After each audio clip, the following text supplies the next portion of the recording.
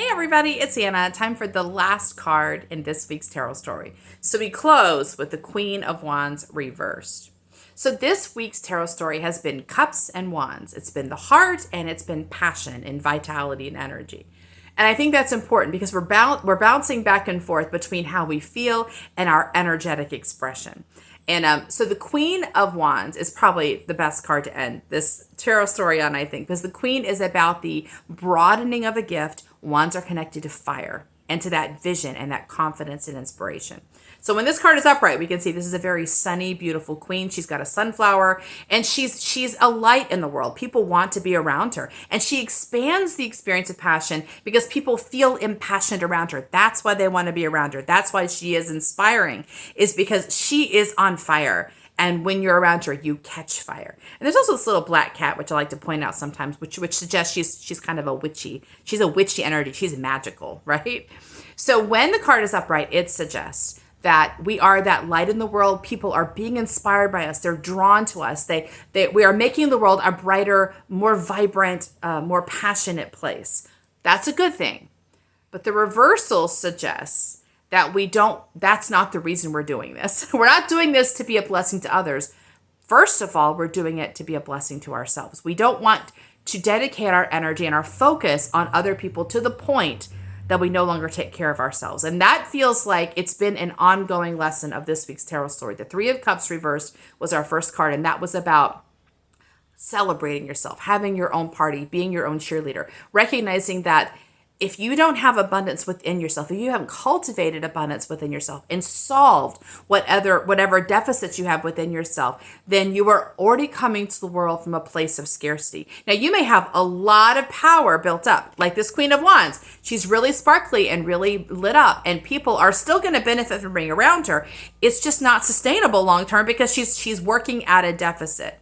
And so it's important to pay attention to when you start losing energy, when you start feeling tired or sad or depressed or angry. All of those are signs of that, from the cups and the wands, that you're losing energy somewhere, you're misaligned somewhere, and you want to stop what you're doing and take the time to pay attention to that. So the Queen of Wands upright can be so vital and so beloved that it is hard for her to step back from the world because the world wants her so much. And I think many of us can probably see that there are people who want our attention. They have expectations and desires for us, and we very likely, because we're compassionate people, we want to respond to that. But we can't respond to that forever if we're working at a deficit. So the reversal of the Queen says, pay attention. When you start losing energy, that matters. Even if you can go on for another week, month, year at a deficit, and other people seem to be benefiting. Ultimately, they're not benefiting. Ultimately, they're not benefiting long term, because if you're working at a deficit, if you're losing energy, that means you're not coming from your place of true blessing. So what you're giving them is not actually your true vibrancy, your true power. It is a kind of a delusion of that.